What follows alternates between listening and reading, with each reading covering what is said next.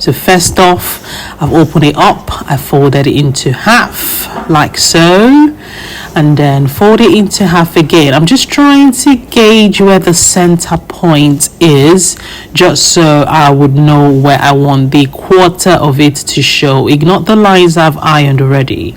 Now, so that is open, that is the right side, and then I'm going to take a quarter of it and fold it like so, and then take it to the other side. So that's the wrong side, just so you can see what I'm doing. Take it back to the right side, fold it once and fold it twice.